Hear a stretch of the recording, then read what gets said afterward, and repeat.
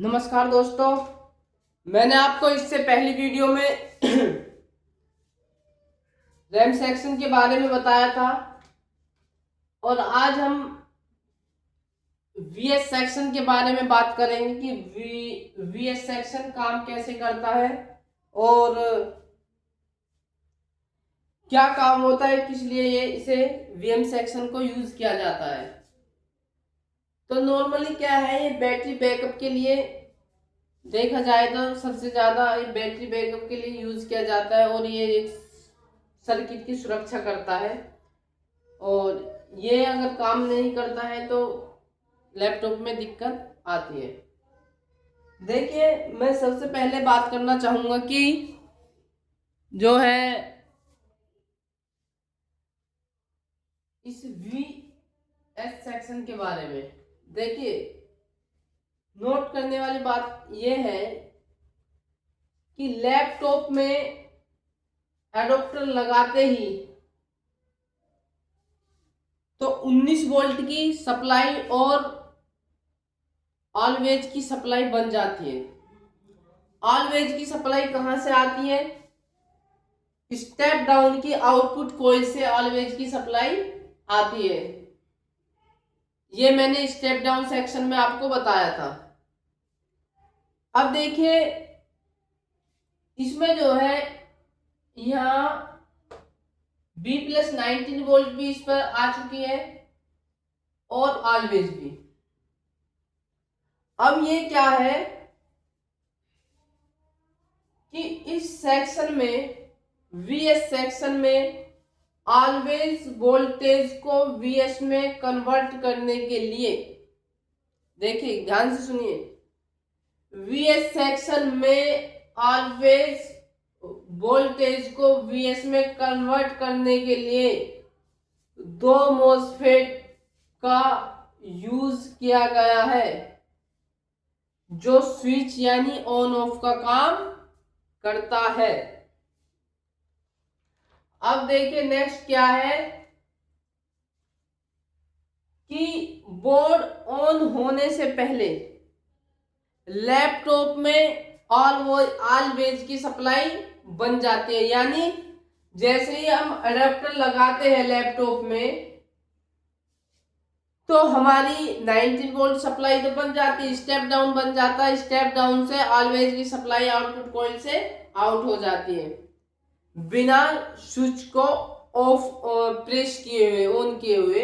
Adapter लगाते ही ये supply, always की सप्लाई बन जाती है। अब देखिए क्या है कि बोर्ड में अडेप्टर लगाते ही मेन मॉसफेट के ड्रेन और इसके गेट और सपोर्टिंग मॉसफेट के ड्रेन पर ये जो है, जो मेन मॉसफेट के ड्रेन पर 19 वोल्ट की सप्लाई आ जाती है और इसके गेट पर और इसके ड्रेन पर 5 वोल्ट ऑलवेज की सप्लाई आ जाती है सपोर्टिंग मॉसफेट के। अब मेन मॉसफेट ऑफ बोर्ड में ऑन होता है। देखिए ध्यान से सुनिए, मेन मॉसफेट ऑफ बोर्ड में ऑन होता है और ऑन बोर्ड में ऑफ होता है। अब मैं आपको समझाता हूं कि यह वीएस सेक्शन कैसे काम करता है। जब ये बोर्ड ऑफ रहेगा, यानी कि जब हम ऑन ऑफ स्विच को प्रेस नहीं करेंगे, जब तक हम लैपटॉप को ऑन नहीं करेंगे, जब तक, और अडोप्टर लगा देंगे जब तक कि ये सेक्शन, ये वाला मॉसफेट ऑन रहेगा और ये सप्लाई को आगे नहीं जाने देगा। और जब हम प्रेस ऑन कर देंगे तो फिर इस पर 0 वोल्ट आ जाएगी और ये ऑन हो जाएगा। अब देखिए ये काम कैसे करता है। सबसे पहले सुनिए, स्टेप बाय स्टेप मैं आपको बता देता हूं। देखिए, लैपटॉप में एडोप्टर लगाया, 19 वोल्ट यहां पर आ गई, ऑलवेज यहां पर आ गई। अब क्या होगा कि जैसे ही ये ऑलवेज 5 वोल्ट इसके गेट पर जाएगी तो इसका गेट क्या हो जाएगा, 5 वोल्ट से इनेबल हो जाएगा। अब जैसे ही गेट इनेबल होगा तो जैसे ड्रेन से सप्लाई आएगी तो ये जैसे ही मॉसफेट स्विच होगा तो इस सप्लाई को ड्रेन टू सोर्स से ग्राउंड कर देगा। अगर ये इस सप्लाई को जब ड्रेन टू सोर्स ग्राउंड कर देगा तो ये रजिस्टर क्या है, इसको रजिस्टर को पता लग जाएगा कि जो है नीचे ग्राउंड है, तो ये क्या करेगा, ये पुल अप कर जाएगा। जो सप्लाई है, जो इलेक्ट्रॉन होते हैं हमेशा रिवर्स में चलते हैं, तो जब ये पुल अप कर जाएगा तो यहाँ सप्लाई क्या हो जाएगी इन पर 0 वोल्ट। और ये ऑफ बोर्ड की बात कर रहा हूं मैं, जब सिर्फ अडेप्टर लगाते हैं लैपटॉप को ऑन नहीं करते हैं, तो ये 0 वोल्ट से एन चैनल का मॉसफेट तो 0 वोल्ट से ऑन नहीं होते। और जब ये 0 वोल्ट से ऑन नहीं होगा ऑफ बोर्ड में, अब तो ये इसकी सुरक्षा के लिए है। अब क्या है कि जब हम लैपटॉप को ऑन करते हैं तो ये ऑफ बोर्ड में ऑन होता है और ऑन बोर्ड में ऑफ होता है और ऑफ बोर्ड में ऑन होता है। अब जब हम लैपटॉप को ऑन करते हैं, यानी कि पहले जो अडोप्टर लगाया तो ये कंडीशन थी, सप्लाई यहां नहीं पहुंच पा रही थी। अब जब हमने लैपटॉप को ऑन किया तो क्या हुआ कि आयो से स्पीकर मैंने आपको बताया था स्टेप डाउन सेक्शन में, और वीएस जो इससे पहले मैंने सेक्शन बताया था वीपीपी सेक्शन। अगर ये सस्पी से आता है तो आयो से आएगा, एसएलपी हैश4 के नाम से आएगा तो आईसीएच या पीसीएस से आता है। अब ये इसके गेट पर ये सस्पी हैश के नाम से या एस3 के नाम से सिग्नल इस पर आ जाता है। अब जैसे ही ये सिग्नल इस पर आएगा तो अब 5 वोल्ट इधर से आ रही है, अब क्या होगा, इसका क्या हो जाएगा, गेट इनेबल होगा। अब जैसे ही इसका गेट इनेबल होगा तो ये ड्रेन टू सोर्स ग्राउंड कर देगा, इस 5 वोल्ट ऑलवेज को ग्राउंड कर देगा।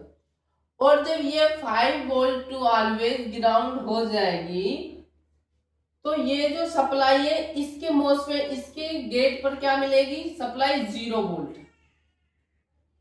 जब इसके यहां पर 0 वोल्ट, क्योंकि अब ये 0 वोल्ट से इनेबल तो होगा नहीं, क्योंकि ये इसको वोल्ट चाहिए, ये 0 वोल्ट से इनेबल होगा नहीं, तो क्या होगा, अब इनेबल नहीं होगा तो ये जो सप्लाई है ये ग्राउंड भी नहीं होगी, और ये जो सप्लाई है फिर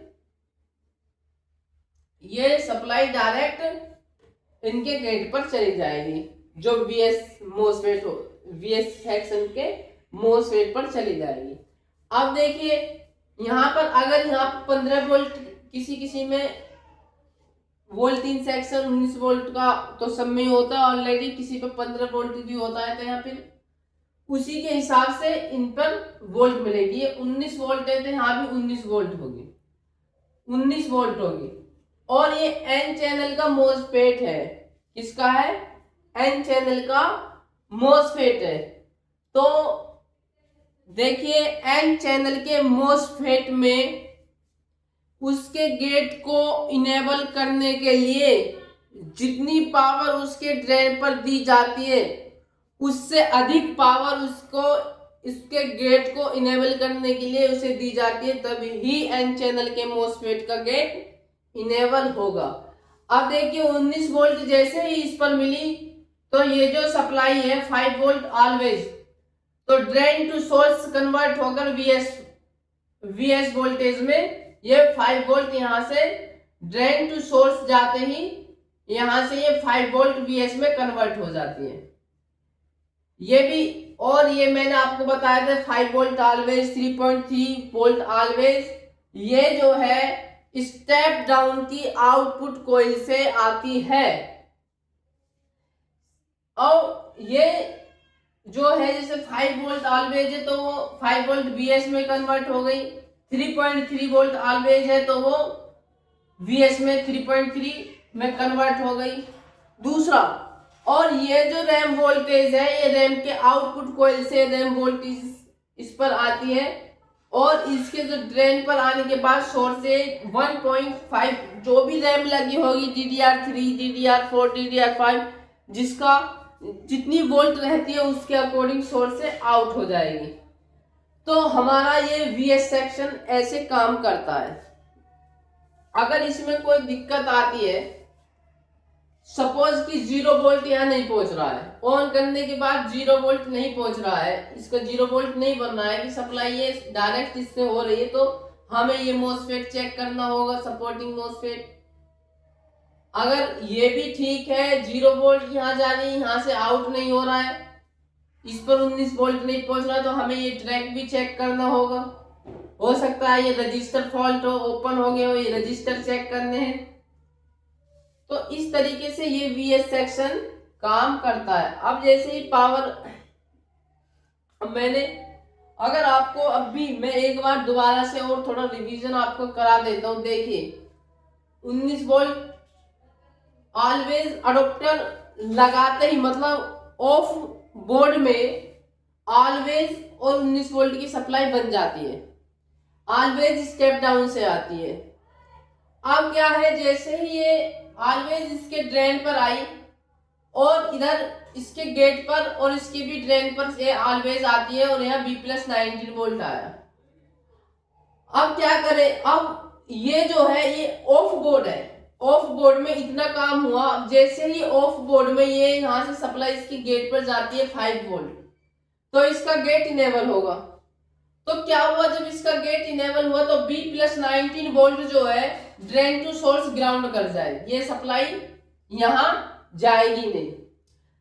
इस पर जाने के लिए इस पर 0 वोल्ट होना चाहिए, और 0 वोल्ट जब होगा जब बोर्ड हमारा ऑन होगा, ऑफ बोर्ड में 0 वोल्ट नहीं होगा। अब जैसे ही हम लैपटॉप के बटन को ऑन ऑफ बटन को प्रेस करते हैं, ऑन करते हैं, तो IO6 स्पीकर 3.3 वोल्ट का सिग्नल इस गेट पर जाता है। अब देखिए इस पर 0 कैसे होगा। अब जैसे ही इस पर गेट का सिग्नल गया तो ये मोसफेट क्या कर गया, स्विच, ये जो 5 वोल्ट ऑलवेज आ रही थी ये ड्रेन टू सोर्स इसने ग्राउंड कर दिया। अब जैसे ही इसने ये ग्राउंड किया तो यहाँ वोल्टेज मेन जो मोसफेट है उस पर वोल्टेज हो गई 0। अब जैसे ही 0 तो 0 वोल्टेज होगी, तो इसका मतलब ये गेट डिसेबल हो गया। अब ये गेट जैसे डिसेबल हुआ तो अब इसको पता चल गई कि डिसेबल हुआ, तो ये वोल्टेज को VS सेक्शन के गेटों पर सप्लाई कर देगा, जिससे अगर 5 वोल्ट जिस पर ड्रेन पर 5 वोल्ट ऑलवेज दिया है तो सोर्स से 5 वोल्ट VS कन्वर्ट होकर आउट हो जाएगा। ऐसे ही 3.3 वोल्ट ऑलवेज है तो यहाँ से 3.3 VS कन्वर्ट होकर हो जाएगा। रैम वोल्टेज जितना जो भी रैम के अकॉर्डिंग वोल्टेज होगा वो drain to source out VS में कन्वर्ट होकर चला जाएगा। और रही इस पर जो वोल्टेज देखने को मिलेगी, जो वोल्टेज यहाँ रहेगी वही वोल्टेज इनके रजिस्टर पर मिलेगी।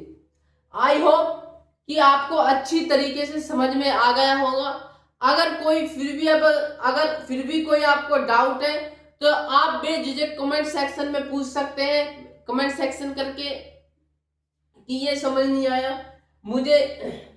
और मैं इसी के साथ मैं आपको बता दूं कि मैं जो चीजें है ना, जो सर्किट है, सेक्शन है, मैं बहुत इजी तरीके से उसे बनाता हूं और फिर समझाता हूं, जिससे कि बहुत लोग होते हैं, आप कोचिंगों में जाते हैं तो बहुत लंबी चौड़ी कहानी बताएंगे, खामखा की एक शब्द को हजार बार गाएंगे, उसे 2 घंटे 3 घंटे बताने दे पैसे के लिए, और इतनी 80 1 लाख रुपए फीस होती है। तो आप मेरे साथ बने रहिए, आप मेरी फर्स्ट वीडियो से लेकर सब वीडियो देखते जाइए।